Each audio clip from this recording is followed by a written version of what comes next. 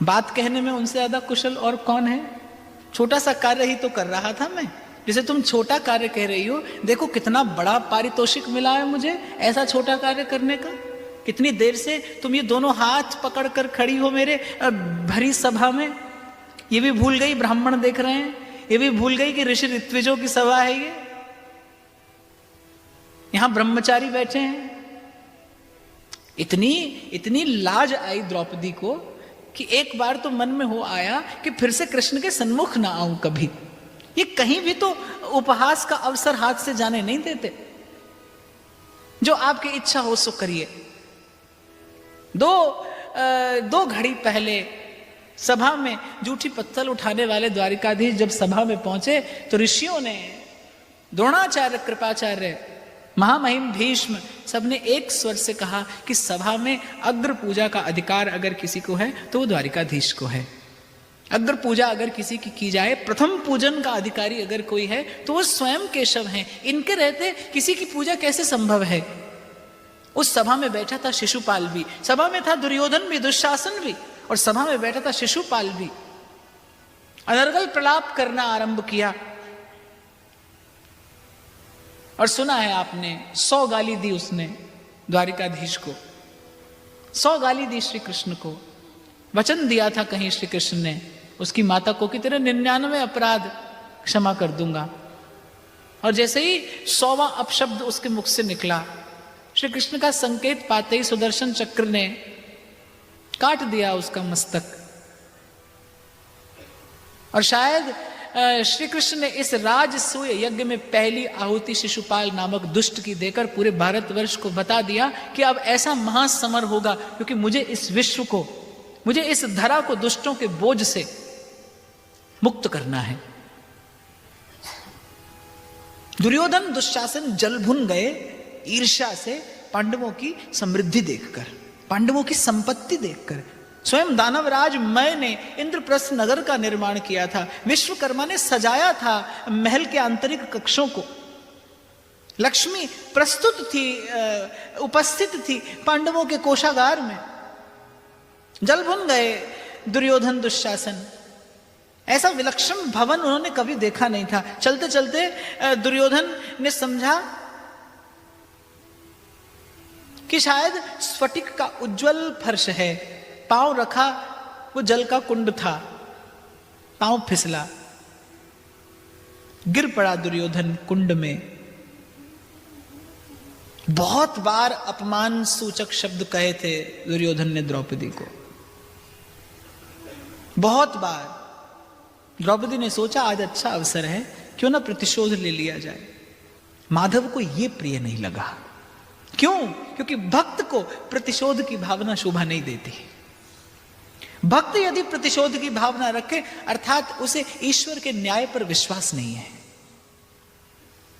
यदि भक्त के हृदय में प्रतिशोध की भावना हो, प्रतिकार की भावना हो, अर्थात उसे अपने स्वामी के, उसे अपने इष्ट के न्याय पर विश्वास नहीं है।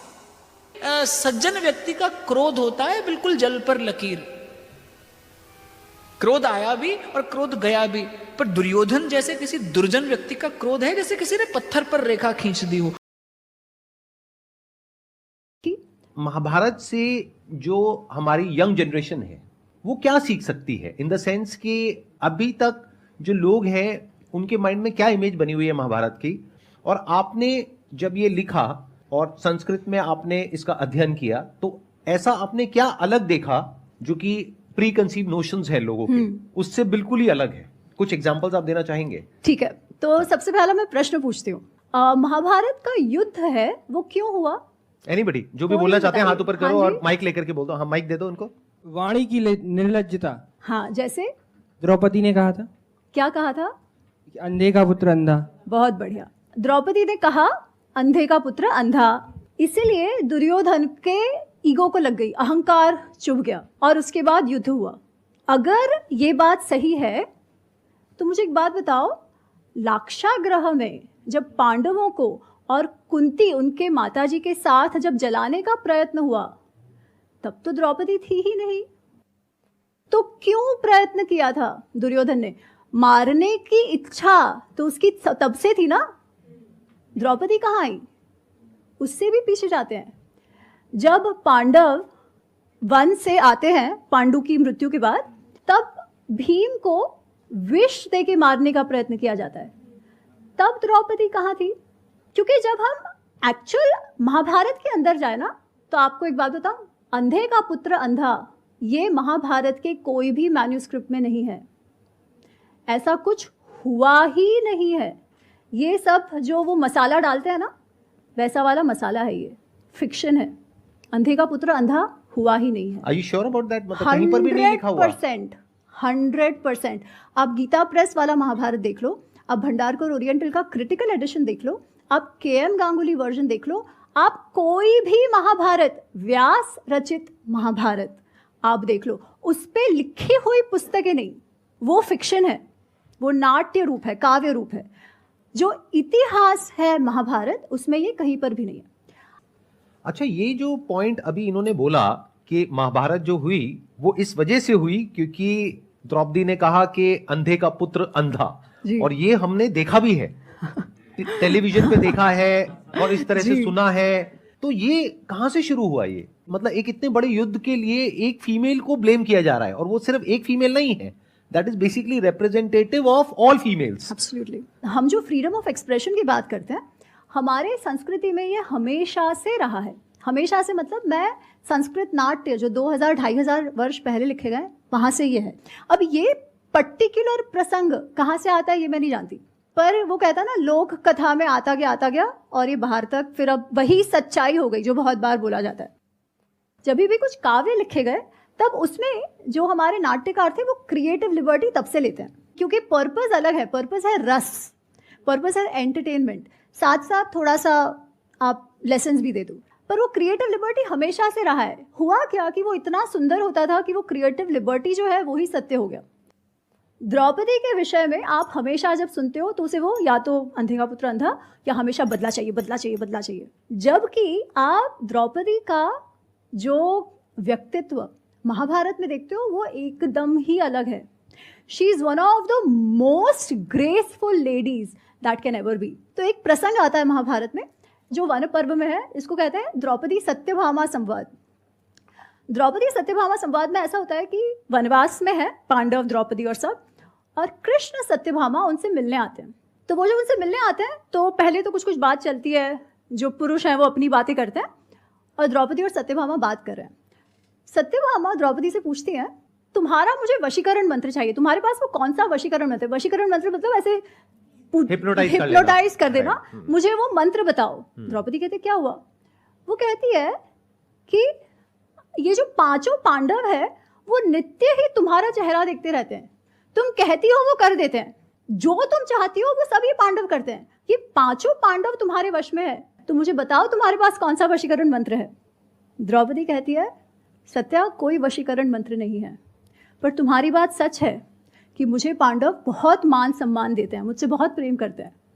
उसका कारण है मैं अपना जीवन कैसे जीती हूँ। और द्रौपदी जब लोग वो इंद्रप्रस्थ की जब महारानी थी तब अपने रोल का वर्णन करती है। It is one of the most beautiful chapters of Mahabharat. Unfortunately इसके विषय में बात नहीं होती। वो कहती है मैं सबसे पहले उठ जाती हूँ, जो भी कार्य राजमहल के अंदर होता है, क्योंकि बहुत सारे लोग, लाखों की संख्या में लोग खाने पीने आते थे, उन सबके लिए हजारों की संख्या में सेवक सेविकाएं होती थी। वो कहती है उन सब का नाम मैं जानती थी, वो सब ने कितना कार्य किया है वो मैं जानती थी, उन्होंने खाया पिया है कि नहीं वो भी मैं जानती थी।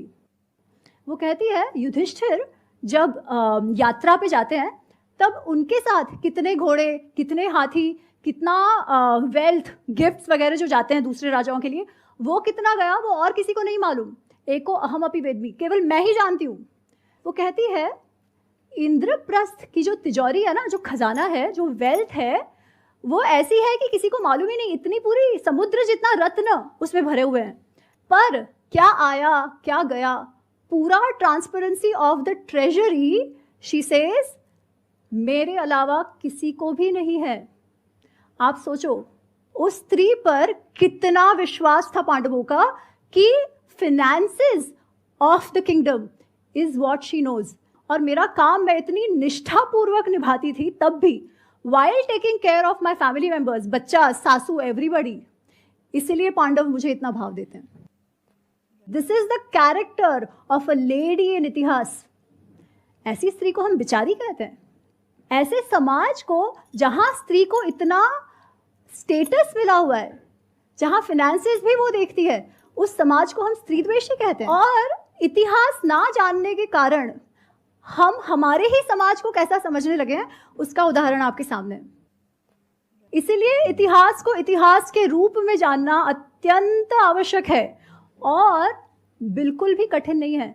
ये सारी पुस्तकें हैं, केवल हमें उन्हें पढ़ना है और हमारे इतिहास को, हमारे अपने आप को जानना है।